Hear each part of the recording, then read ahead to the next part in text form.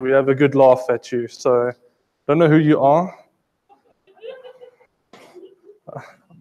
How did I not know?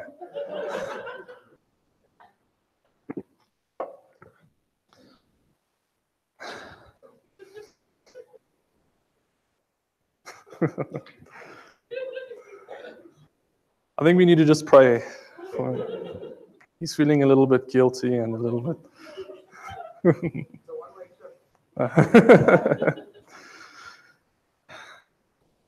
Who here has glasses? Put up your hand high and proud and thank you. Glasses, yeah. So it was about a week and a half ago. I go looking for glasses at the optometrist, where you would go and look for glasses. And it's such a struggle picking out a new set of frames. Because I take these frames off.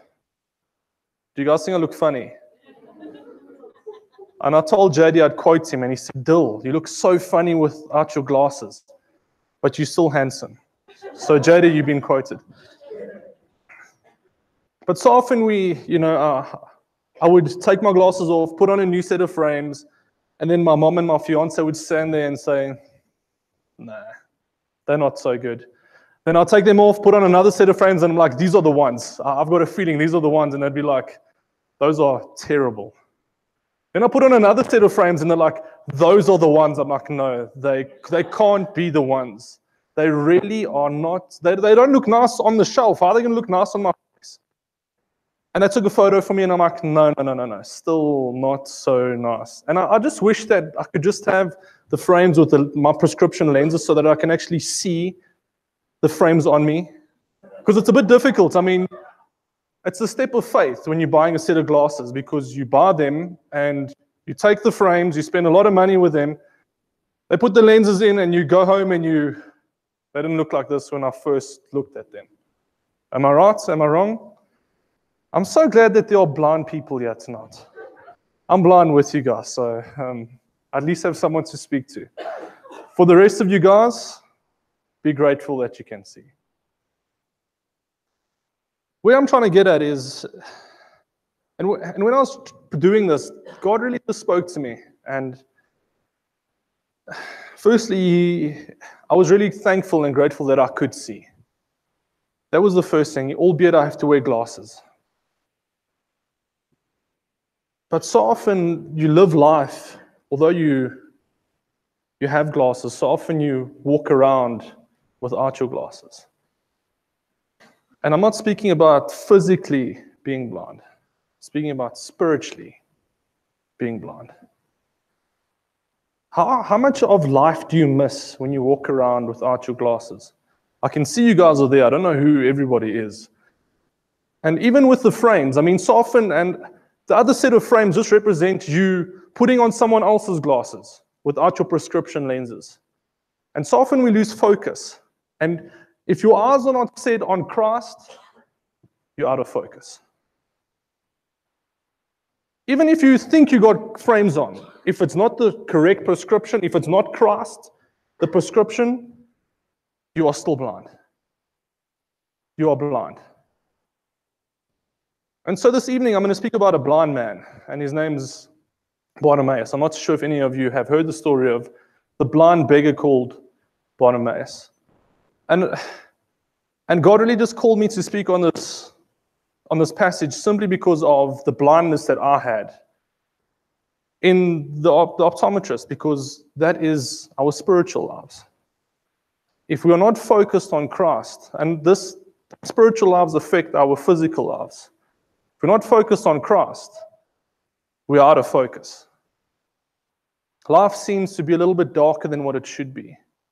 And you're blind. You blind yourself. And that's a decision that you make. If you have a Bible with you, and if you don't, I think it will be up on the screen. I'd like you to turn to Mark 5, verse 46 to 52. They came to Jericho, and as he was leaving Jericho with his disciples, he being Jesus, and a large crowd, Bartimaeus, the son of Timaeus, a blind beggar, was sitting by the road. When he heard that it was Jesus of Nazareth, he began to cry, "Jesus, Son of David, have mercy on me." Many warned him to keep quiet, but he was crying out all the more, "Have mercy on me, Son of David." Jesus stopped and said, "Call him." So they called the blind man and said to him, "Have courage, get up, he's calling you." He threw off his coat, jumped up, and came to Jesus. Then Jesus answered him, "What do you want me to do for you?" "Rabboni," the blind man said to him, "I want to see." Jesus said to him, "Go, your faith has saved you." And immediately he could see and began to follow Jesus on the road. This is the gospel of Christ. Thanks be to God. At face value, it seems to be quite a story that you can't really relate to, But I just want you to keep in mind that you are blinded when you're out of focus. And that's my sermon. Amen. No, I'm joking. So we have a blind man, and he's sitting on the side of the road, and he's begging. And he's sitting, and he's blind, and he's begging. And you can just imagine his life. I just want you to close your eyes. Just imagine Bartimaeus' life. Just darkness. And all you can are people walking by, and you don't see anything. Your life is revolved around your smell, your hearing, and your feeling. And all he hears are people walking by, some of which that don't even stop to greet him. Some don't stop to acknowledge his existence. They just walk by. You guys can open your eyes before you start sleeping. And so everything is about hearing for Bartimaeus, everything. And so you can imagine this blind beggar, "Please, can I have money? Can you guys, please,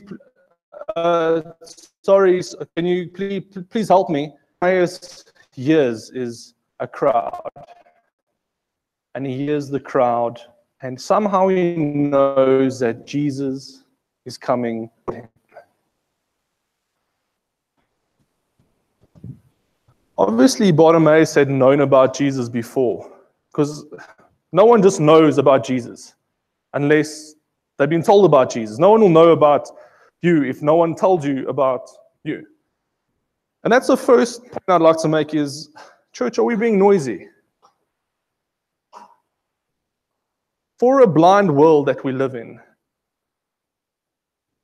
do they hear us coming, or do they just hear footsteps walking by? Remember, the world is blind. They're not in focus with Christ. That's why we often clash with the world, because what they see things very differently to what we see things. And it's a good thing. But is the world hearing your footsteps as you walk by, or are they hearing about Jesus? Are they hearing about his love? Are they hearing about his mercy? Are they hearing about his grace? Are they hearing about his love? In your workplaces, is the world hearing your footsteps as you walk by? Or are they hearing Jesus? Are we a noisy church? Will a blind man know that you are a disciple of Christ? I think I could have answered no for myself. I could have. And so often I prep these sermons and God's literally preaching to me. As I'm prepping the sermon, he's, "Dylan, you're going to speak, but I'm speaking to you as well. I'm speaking to you first." Church, we need to be noisy. And I'm not saying we need to run up and down the streets. And I'm also saying we need to run up and down the streets. But I'm also not saying that. Our lives need to be a joyful noise for the Lord. Is your life a joyful noise for the Lord? Will blind Bartimaeus know that you're coming?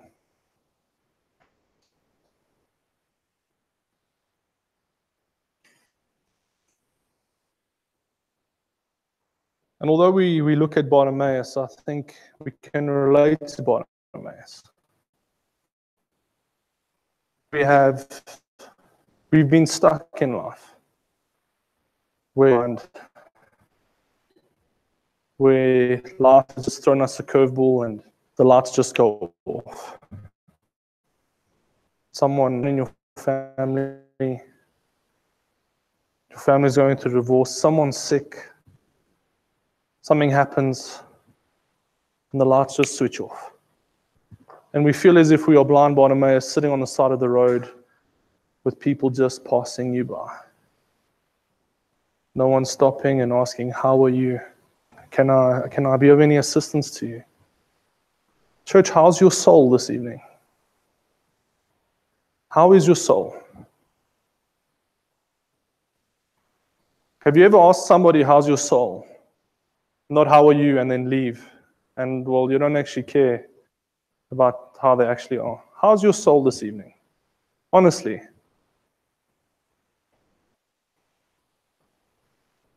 And we have people in our congregation who are blind Bartimaeus, sitting on the side of the road. No one's really stopping. No one's really loving. No one's really caring. No one's doing anything. And if you are blind Bartimaeus, I've got something encouraging coming a bit later. But what we need to remember is, so often this is life.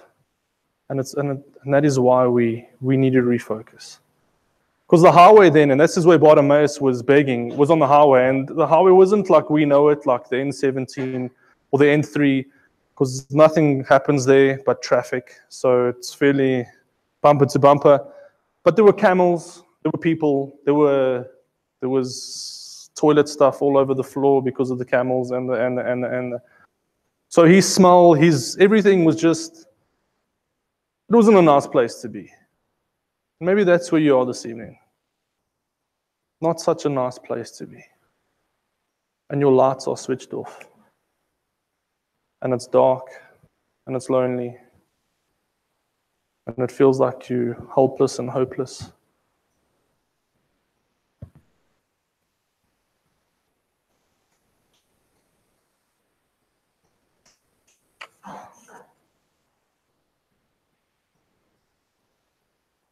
When Bartimaeus heard that it was Jesus of Nazareth, he began to shout and say, Jesus, Son of David, have mercy on me. Many sternly rebuked him, telling him, be quiet. But he kept on shouting out all the more, Son of David, have mercy on me. What he shouts is something that's very interesting and very important for us this evening. It is Son of David. I think so often we miss these important things, and I want you to realize that he shouts out praise.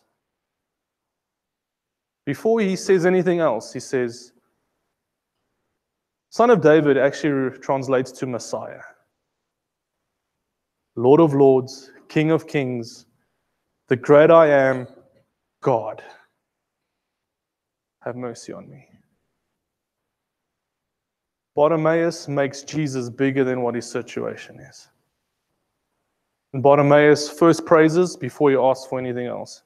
Bartimaeus could have been, is that Jesus? Yeah, listen, Jesus, I want to see. Let me see. Just let me see.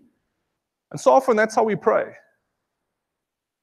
We try and make a deal with God. Yes, Lord, if I can see, then I will do this. Or, you know what, Jesus, all I want is this. Jesus, help me with my exam. Jesus, help me with this, help me with that. But never do we sit down and say, Lord, thank you. I praise you for who you are. For you are big, you are great, you are almighty.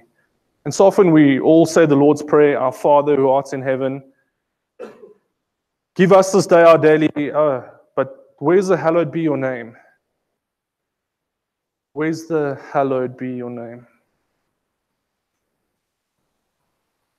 And I was challenged myself with that piece. Are we praising God for what he's done?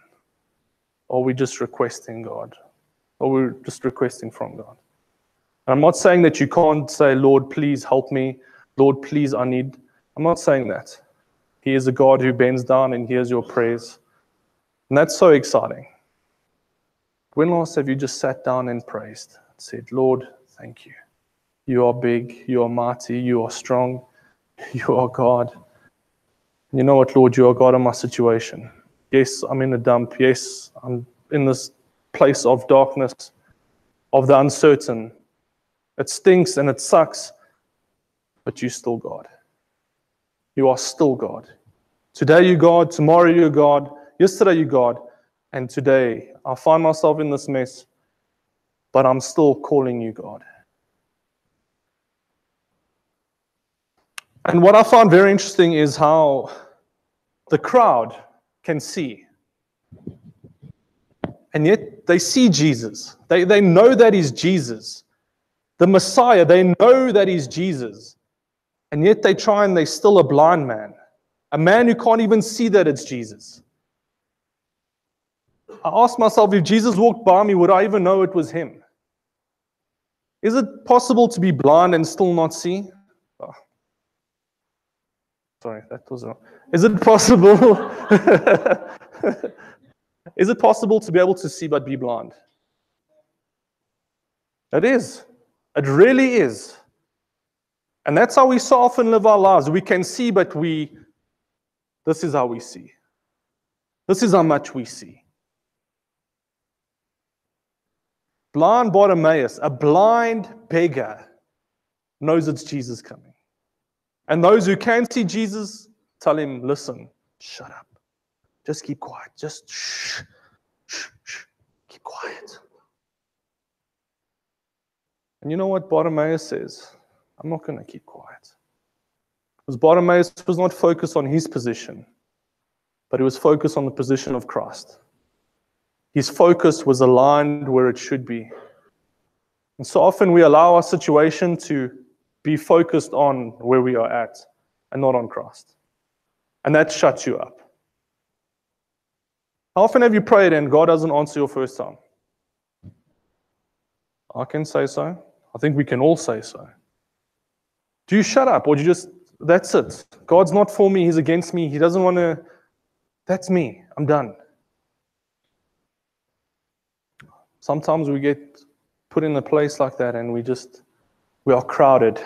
And when I say crowded, I use the word crowd of people. We are crowded in our minds with thoughts that are not there, that are not godly, that are not faith-filled. Our hearts get crowded, our souls get crowded with the filth of the earth, and we just keep quiet. And we just keep quiet. Church, there will always be a crowd. And I see so many youth people here tonight. And I can guarantee you now, there's a crowd at school. I can guarantee you now, there's a crowd at school that will stop you from shouting the name of Christ. I'm not cool. You know me? No, who's Jesus? I don't know who that man is. But you come to church and you sing his praise and you pray, but you're too afraid to shout his name in front of everybody else. I'm not going to speak to youth, I'm going to speak to everyone else. Because so often that's in our work lives, at school, wherever it may be, whatever it is we're doing. Is your life echoing Christ? Is it shouting Christ? Jesus Messiah, you're the King of Kings, Lord of Lords. Stop, see me, I'm shouting. You are God. Or is it just, yes, Lord God, you are good. You are. And the world never knows who Christ really is. Jeff once said something in a sermon and it was so profound. He said, the church has left the building. And when we are quiet, yes, Lord, the church is still in this building. It's all good and well, we sing praise in here, but we don't sing praise out there. Because the greatest mission work is in your school, is in your house, is in your workplace. And the crowd will always try and quiet you. They'll tell you, just shut up. Just keep quiet. He's not worth it. You not, just keep quiet. An interesting thing is Bartimaeus shouts twice. Why do you think he shouted twice? I mean, why didn't Jesus just stop? I mean, I'm sure Jesus was going to stop anyway to look at him and, but why did he shout twice? So a lot of biblical scholars, and it was rather interesting for myself, and the prior verses before this, James and John, two of Jesus' disciples, tell Jesus, look, teacher, we want to ask you something. We want something from you. And so Jesus says, what do you want from me?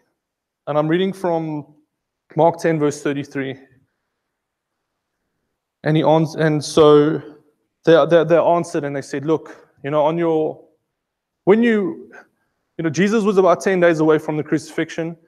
So they said, look, when in your glory, I want to be on your right hand side and I want to be on your left hand side. And so Jesus just said to them, you can't drink the cup that I'm going to drink. There's no way that you are able to do this. I can't decide where you're going to sit. And so Jesus is with his disciples and they go to blind Bartimaeus. And you can imagine Jesus walking by and Bartimaeus says, Jesus, son of David, have mercy on me. And Jesus just carries on walking. And he walks, and he walks. And his disciples are behind him. And Jesus, I'm sure, is thinking, say it again. Jesus, son of David, have mercy on me. And Jesus stops. And what Jesus was doing is, his disciples were blind. They were asking for things that are not relevant.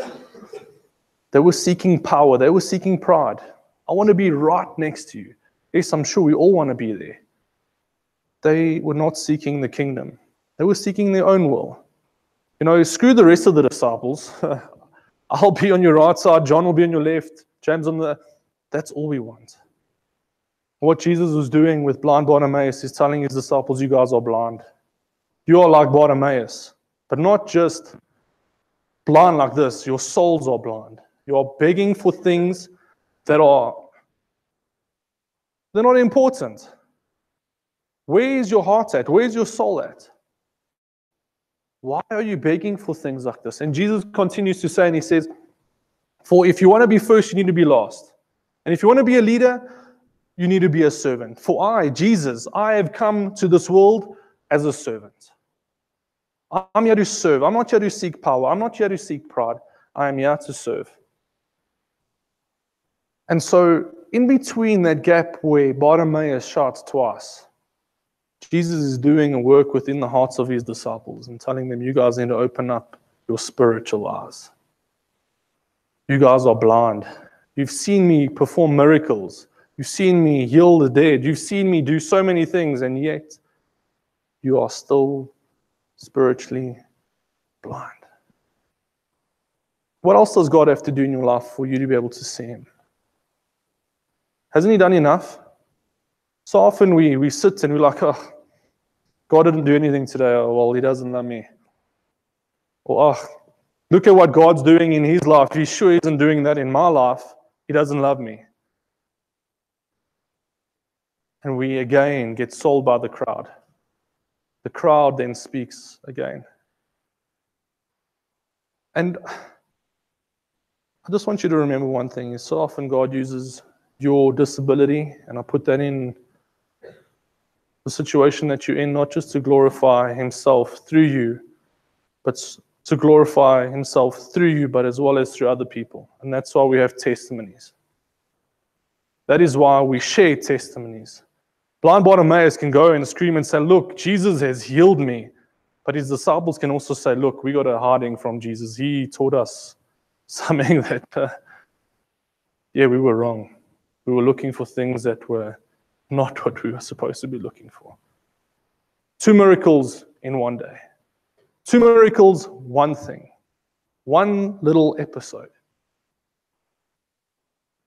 Are you missing the miracle that Christ is performing in your life because you're so busy looking for somebody else's miracle or looking for a miracle somewhere else in your life?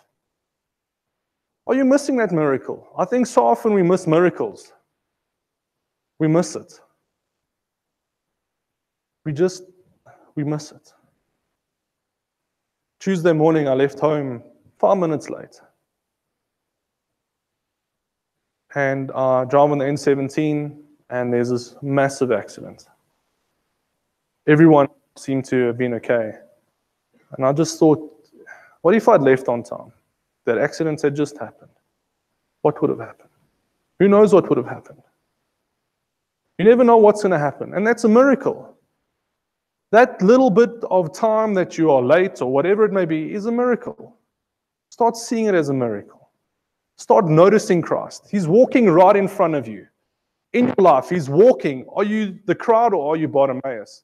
Are you hearing Christ working within your life, or are you just seeing Him walk by and, oh, cool. Cheers, Jesus. There you go. What are you doing? How much more does He have to do in your life for you to be able to see Him? For you to be able to say, Jesus, King of Kings, Lord of Lords, you are worthy of my praise. You are worthy.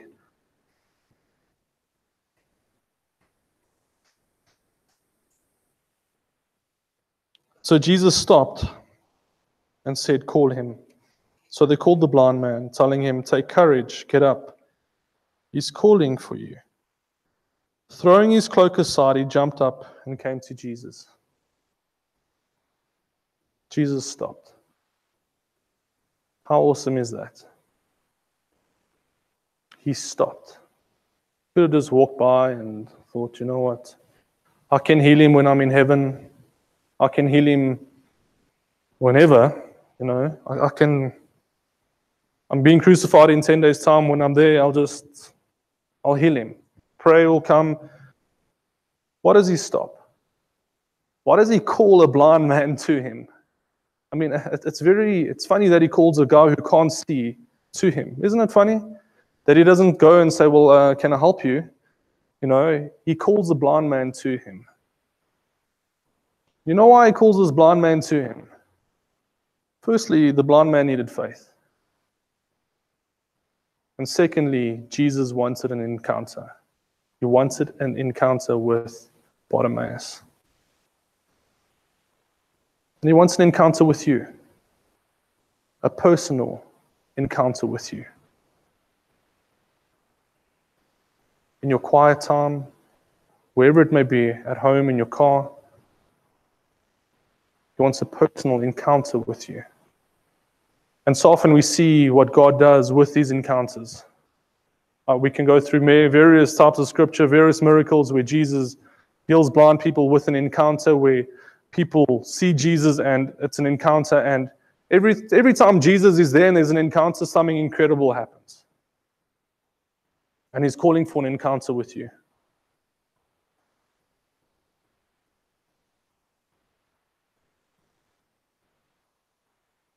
And there's something that I think so often we miss in this type of passage, and that is Bartimaeus was a beggar, a blind beggar, sitting on the side of the road, begging for stuff, for money, for food, whatever it may be. And he has a cloak. And he takes it off and he throws it away. What we need to remember and realize is that cloak represented something. And this isn't what I'm going to say it represents. This is what it represented at that time. So what would happen is if you were a beggar, you were given a cloak. And so you would get this cloak. Thanks. She's my cousin. I can steal from her. And you were given this cloak. Thank you. Oh, no, I look pretty. JD, how do I look now? Thanks. Let's take my glasses off.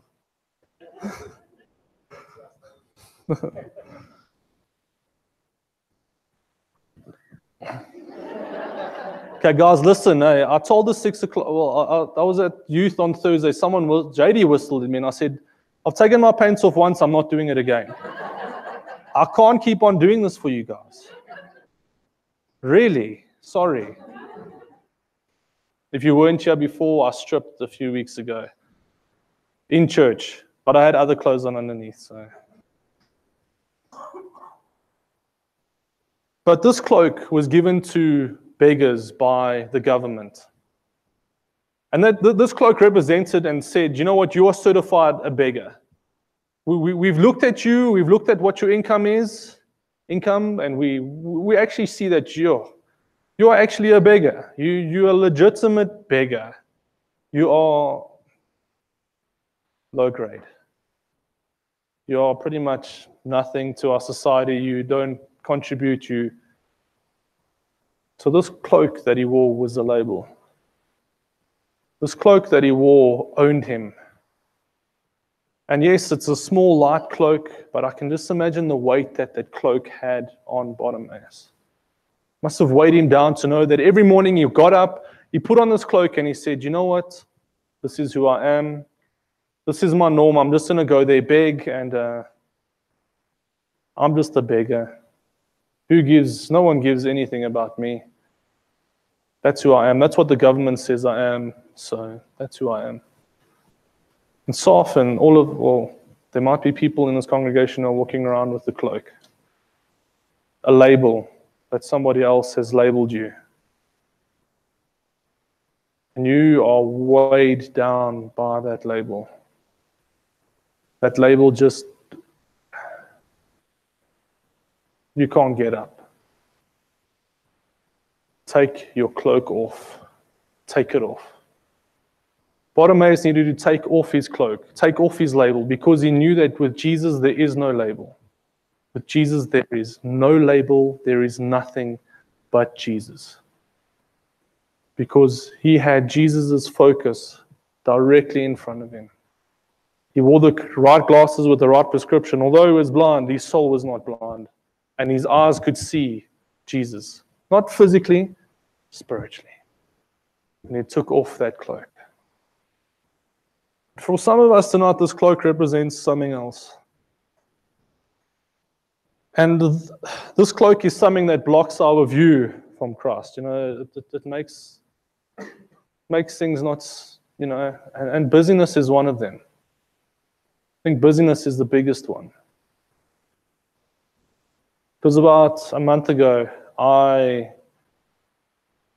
said to my mom and to my fiance, this is me. I'm so busy. I don't have time to do anything anymore. I can't. I'm finished. I'm tired. I'm not going to study theology anymore. I don't think I must preach anymore. I'm too busy. I want a life. I don't have a life. I go to work, come home, study, go to the gym a bit, come home, study more. And I'm confessing to you guys now. And I had a chat with my fiance, and it wasn't a chat, it was more like a fight. She's a feisty one. But a feisty one for Christ. And she said to me, Dylan, where is your focus? Dylan, where is your focus? And wow, did I get a smack over the head, not by Laura, by God. Because I wore this cloak of busyness, and I let this cloak rule my life. I didn't have quiet time anymore. I didn't have time to pray. I didn't have time to be with the Lord. And it caught up with me very quickly. I walked around like this with somebody else's glasses on, and I was walking into things. Because my focus was not on Christ. Just because I was busy. Too busy.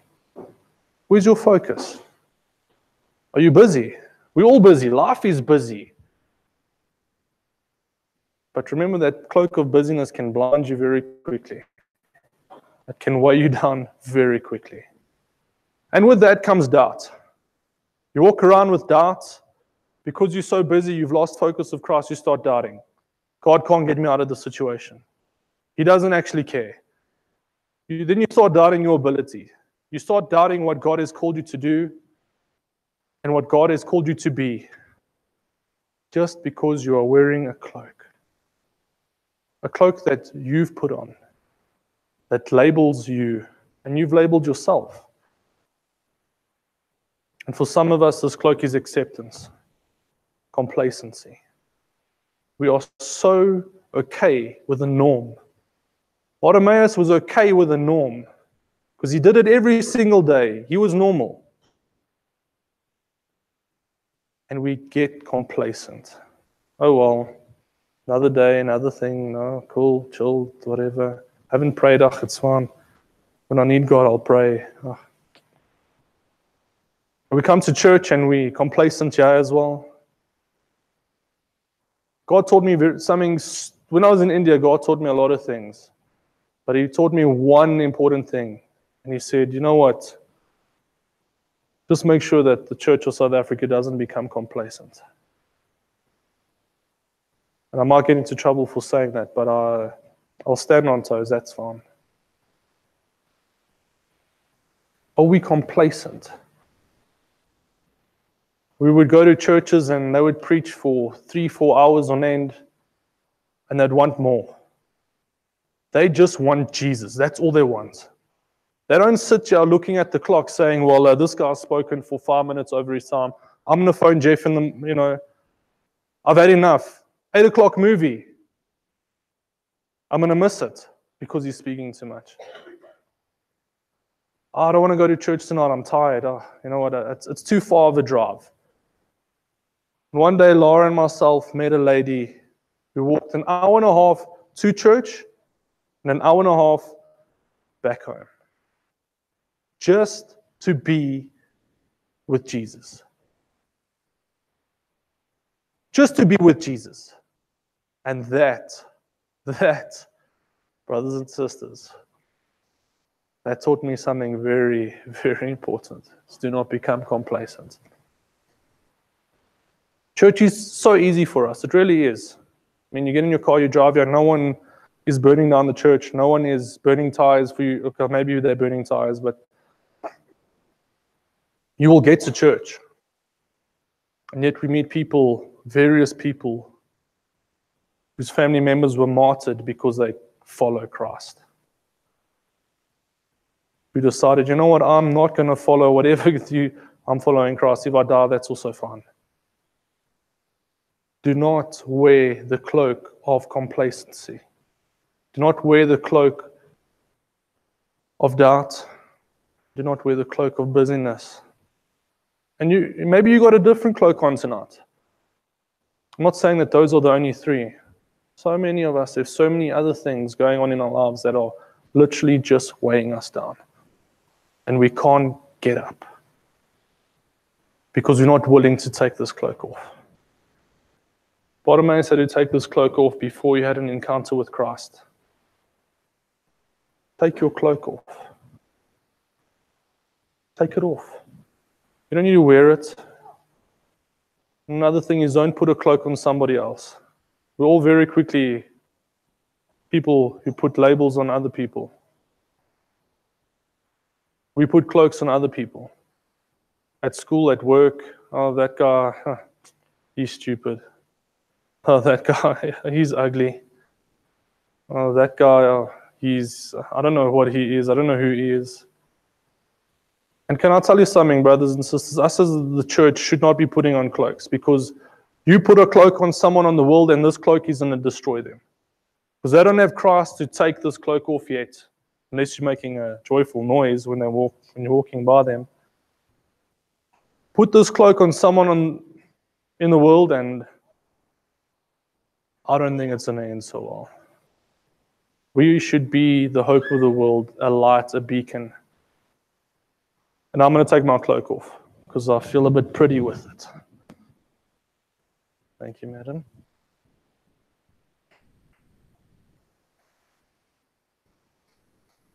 And lastly,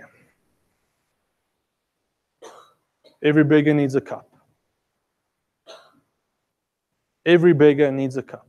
And so, who of you guys have finished your coffee? You guys better drink up. If you haven't, the service is another 3 hours, so you're going to have to go and get another cup of coffee soon. Sorry, I need some water. Every beggar needs a cup, and James is going for coffee. I'm glad you listened, that it's going to be another 3 hours. You're leading by example. 2 hours, okay, that's fine. For you too. I want you to look at your empty cup quickly.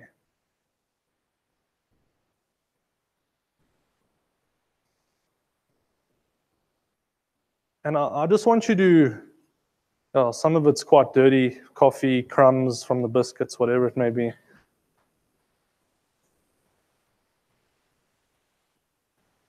But so many of us walk around with cups. And when I say we walk around with cups, and what I mean is we beggars. We beg so much from this world, it's not even funny. We beg from the people. We beg from ourselves.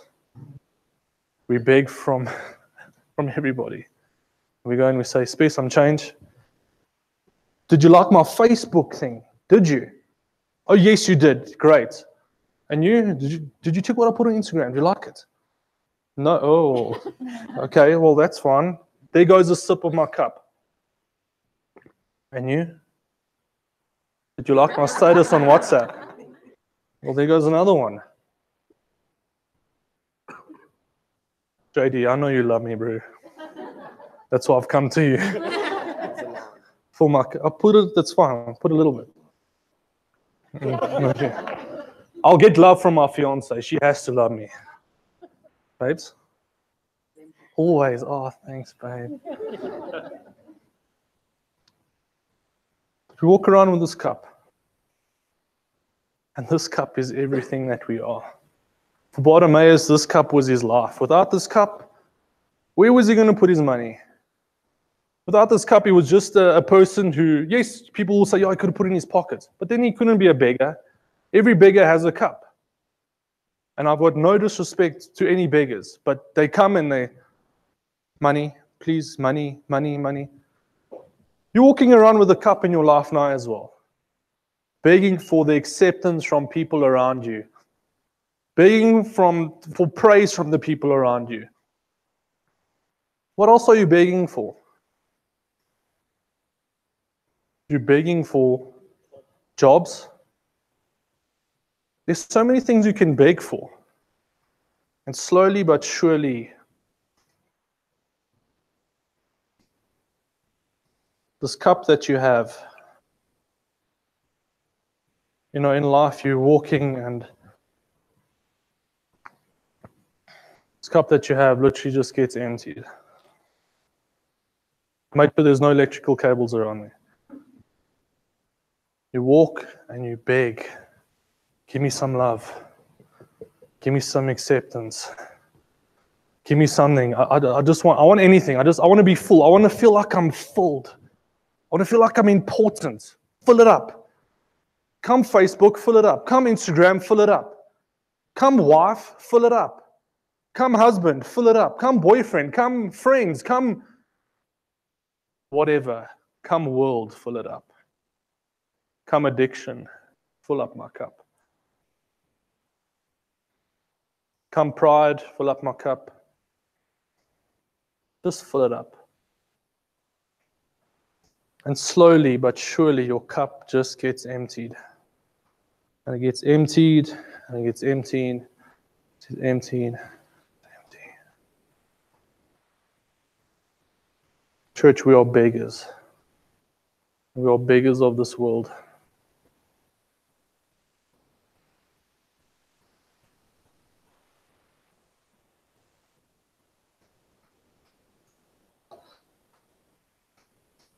And I just want to read this last verse.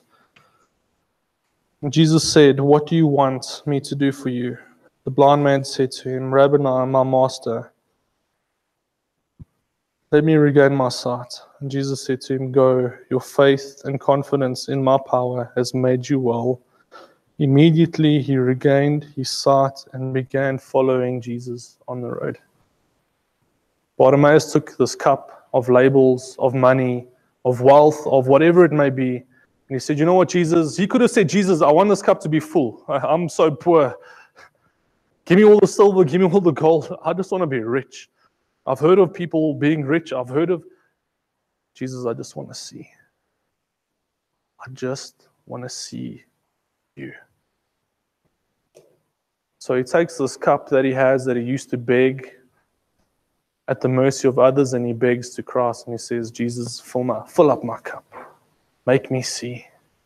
Fill up my cup. I want to see. Fill it up. If you're begging from the world, your cup will always be empty. Might be full. Maybe tonight you come here and you got acceptance from some of your friends here. But if Jesus hasn't filled your cup, come Tuesday, you're going to be empty. Come Wednesday, if you don't have an Instagram like, you're going to be empty. Come the next day, your friend hasn't said he loves you, you're going to be empty. If Jesus is not filling up your cup, you're going to be empty. And life will never satisfy you. You'll never be satisfied with what you've got. You become blind.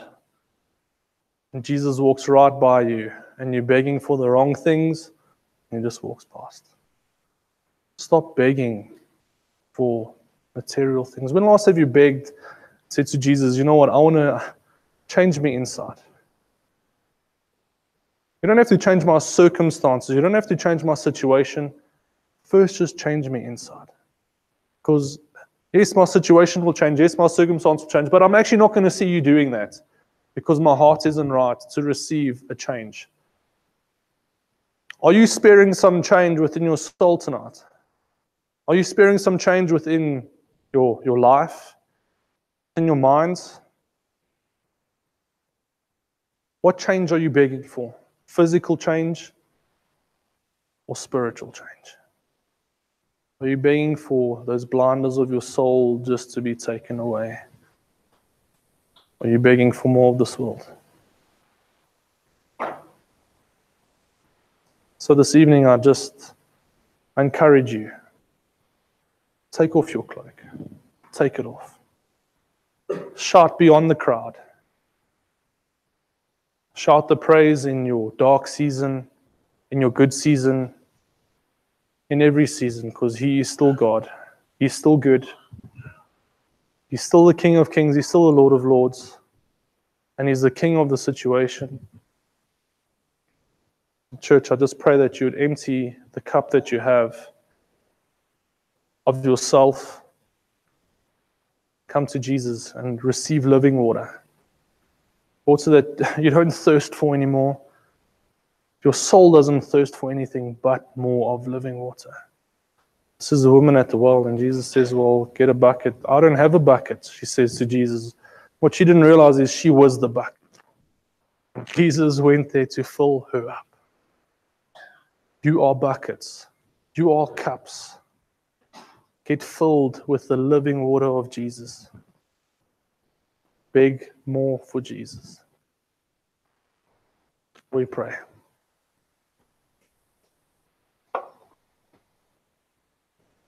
Yes, Lord, we are so often blinded by this world and by what it can offer. So often wear the cloaks of doubt, of complacency, of busyness, of whatever it may be, Lord, and we all have different cloaks.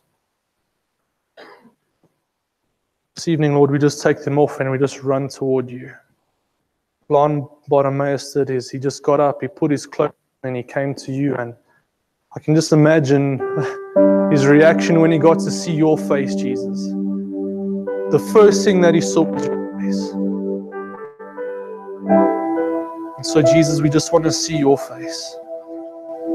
We filled our minds with this world, and we see ourselves here in 5 years. We see ourselves here. But Lord, we just stop because we want more of you. Oh Lord, may we just see your face.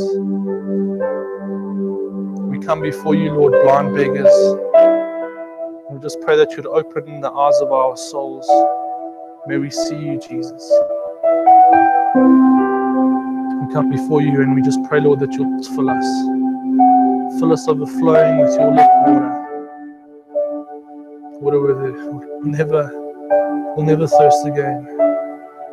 And so, Jesus, I know we enter into a new week of crowds,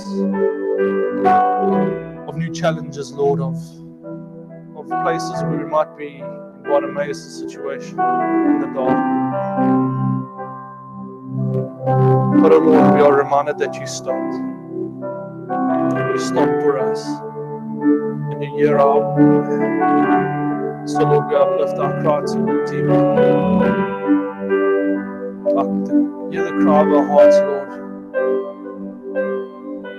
May we just see your face, Jesus.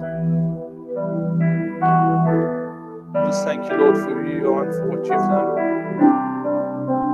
We pray this all in your name, Jesus. Amen.